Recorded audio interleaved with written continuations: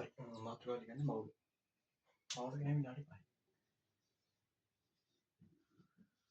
මවුල ගැන විනාඩි 5යි. හරි. මවුලයක් කියන්නේ ඒ කියන්නේ මවුලක පිළිබඳ සංකල්ප ඉදිරිපත් කරව ඇවකාඩ්ඩු කියන විද්‍යාඥයාගේ සමකාලීනම පුද්ගලෙක්. හරිද? නම හරියටම මම මතකයි. අපිට ඒක වැදගත් නෑ. අපිට ඕන මවුලේ කියලා සංකල්පෙ. මවුලේ කියන හොයාගත්තේ අපි දැනගන්න ඕන සාපේක්ෂ පරමාණුක ස්කන්ධ. හරි මූලද්‍රව්‍යයක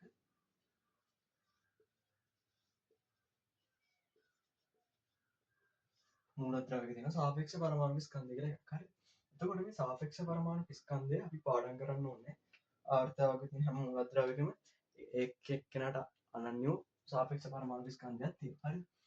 උදාහරණයක් විදිහට ගත්තොත් කාබන් වලට 12යි, නයිට්‍රජන් වලට 14යි, ඔක්සිජන් වලට 16යි, හයිඩ්‍රජන් වලට 1යි. අන්න ඔය වගේ මේ හැම එකකෙම සාපේක්ෂ පරමාණු ස්කන්ධ ඉදිරිපත් කරලා තියෙනවා. සාපේක්ෂ පරමාණුක ස්කන්ධ. හරි.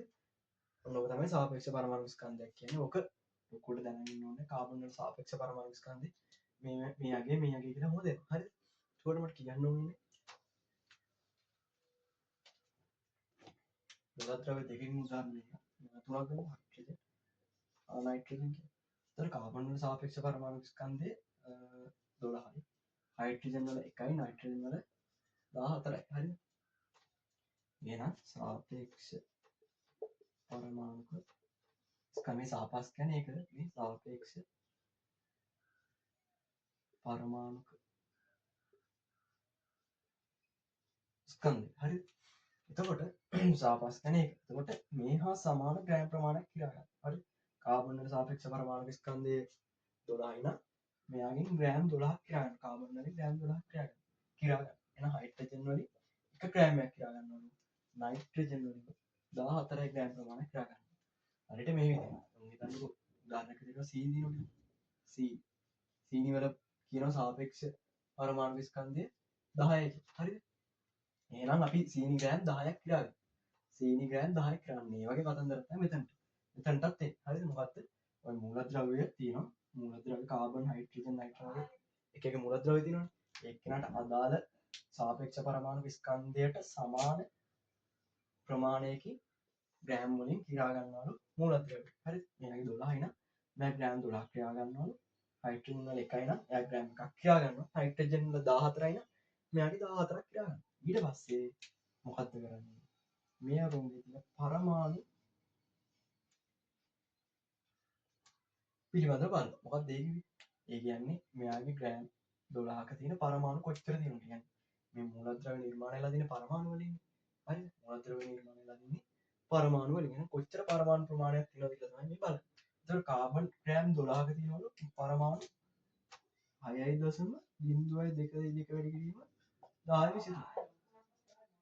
ඊට පස්සේ හයිඩ්‍රජන් වලත් තියෙනවලු 6.02 වැඩි කිරීම 1023.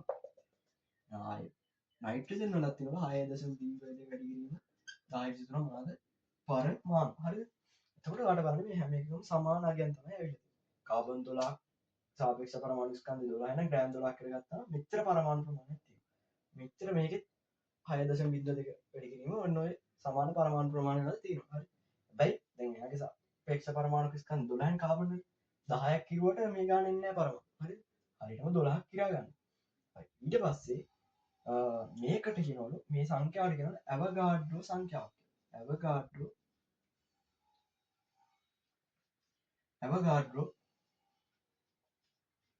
සංඛ්‍යාව. හරි. එහෙනම් 6.02යි 2.2.1023 කියන්නේ ඇවගාඩ්‍රෝ සංඛ්‍යාව.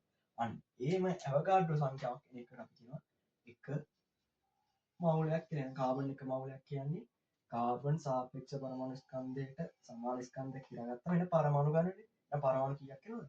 6.0.0.223 කියන එක ඇවගාඩ්‍රෝ සංඛ්‍යාව. එහෙනම් ඕනෑම මූලද්‍රව්‍යයක ඇවගාඩ්‍රෝ සංඛ්‍යාවක් අපි ගන්නවා එක මවුලයක් කියලා. ඔච්චරයි සරල අදහස. මවුලයක් කියන්නේ අන්න ඔකට. එහෙනම් ඕනෑම මූලද්‍රව්‍යයක ඇවගාඩ්‍රෝ සංඛ්‍යාවක් තියෙනවා නම් පරමාණු එයාගේ එක මවුලයක් කියලා ගන්න. හරිද? ඒතකොට මේක තමයි සංකල්පේ. අපි ඊළඟ වීඩියෝ එකේ බලමු මේකෙන් ගණන් හදන්නේ කොහොමද කියලා.